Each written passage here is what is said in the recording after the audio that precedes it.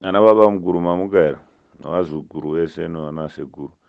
Ana baba mukuru ngatiendei kumamoshari toningira hama. Totali yakazokwanisa kubuda zuro yovanhu vakashayika yakazoita 60 because isusu vakazotirambira vakazotiemesa kure maningi amadokoni.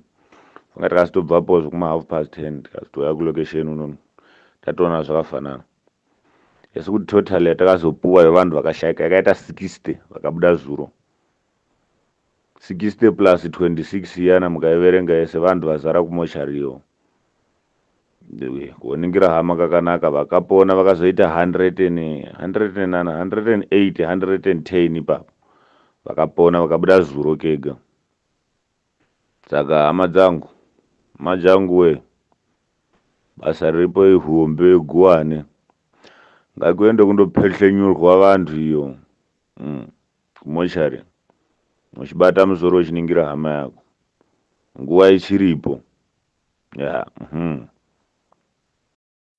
kusangana kwatiri kuita zvekare pano pahatirari 263 pano pachange chikuzivisai manews updates ezvinhu zviri kuitika munyika yedu yezimbabwe. Kana uchiri munyowani pathis youtube channel kusubscribe mahara wotena on the notification bell so that pandinoramba ndichidzoka neimwe post pano pahatirari 263 uchange uchizvionera manews updates ezvinhu zviri kuitika munyika yedu yezimbabwe.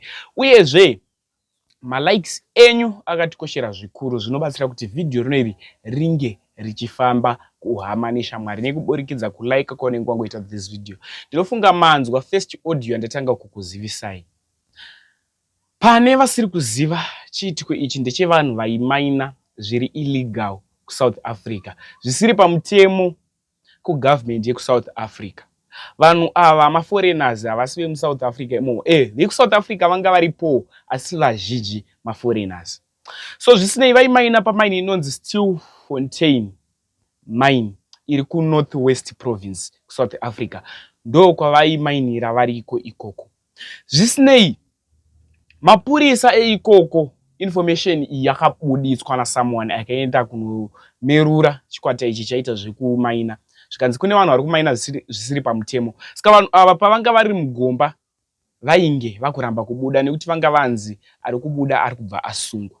Vainge vakuramba kubuda ende vazhinji vachifa nenzara vari mugomba imomo. Zvisinei pane vanhuwo vakazotanga kubuditswawo, vamwe vachibuditswa vakafa.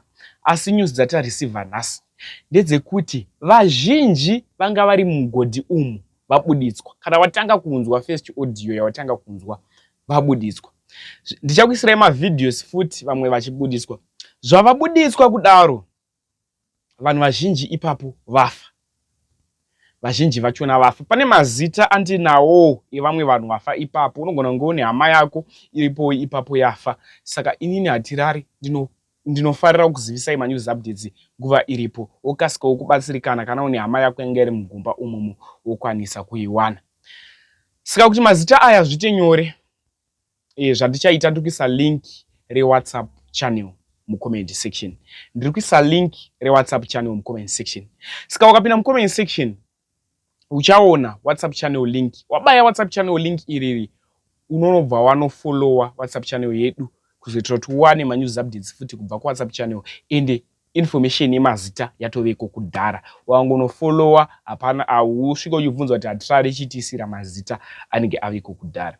Saka zvandoda kuita ndoda kukusiyai muchiona mavideos. Ndichamabatanidza mavideos ese vachibuditswa, vamwe vachibuditswa vachisungwa.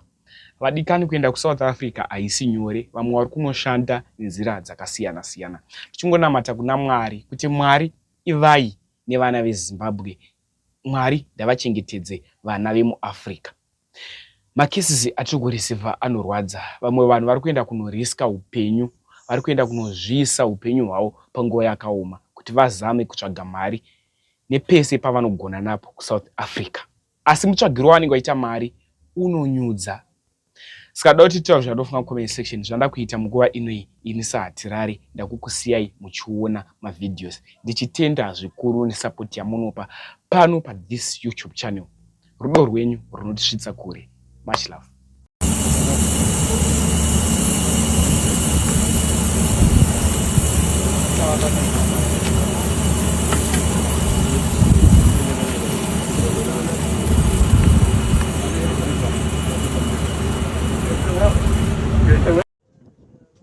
South African rescuers have hauled up dozens of miners and dead bodies from an abandoned gold mine.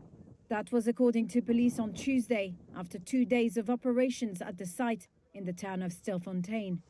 Police began laying siege to the mine in August as part of a crackdown on illegal mining. Authorities have said survivors will face illegal mining and immigration charges. Here is Mzukizi Jam, a spokesperson at the South African National Civics Organization.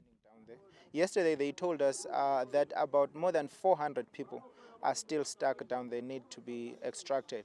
And they also told us that the number of dead bodies is actually more than 100.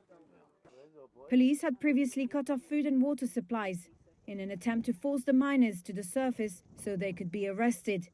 Now they're retrieving survivors and dead bodies. Footage issued by a miners' rights group on Monday had shown dozens of corpses and skeletal survivors.